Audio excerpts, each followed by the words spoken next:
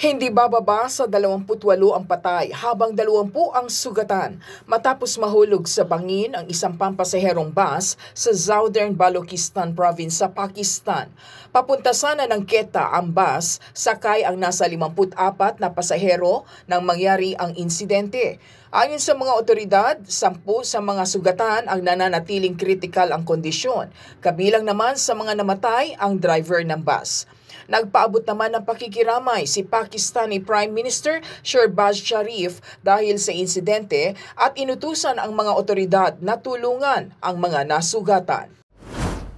Bumisita sa Moldova si U.S. Secretary of State Antony Blinken bilang bahagi ng kanyang Europe tour at upang palakasin ang suporta nito sa Ukraine pati na rin sa mga kapitbahay nitong bansa at mga kaalyado sa ilalim ng NATO.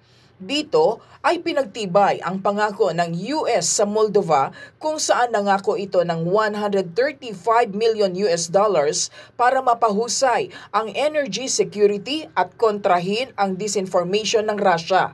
Inanunsyo rin ni Blinken na popondohan ng US aid ang national power grid ng Moldova nang aabot sa hanggang $85 million at para mapadali ang higit na kalakalan ng kuryente sa Romania, Ukraine at sa mas malawak na merkado sa Europa. Nagpasalamat naman si Moldova President Maya Sandu sa pagsuporta ng Estados Unidos sa Moldova at Ukraine.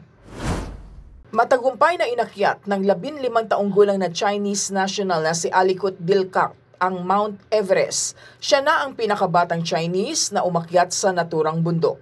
Kwento ng kanyang ama, matagal na raw ninanais ng kanyang anak na akyatin ang Mount Everest. 10 taon pa lang nang magsimulang mag-mountaineering si Alikut dahil na rin sa impluensya ng kanyang ama na nagtatrabaho sa Mountaineering Sports Service Center. Pagkatapos ng kanyang pag-akyat sa Mount Everest, ay agad siyang babalik na Urumqi para kumuha ng high school entrance examination sa Hunyo. Joy Salamatin para sa Pambansang TV sa Bagong Pilipinas.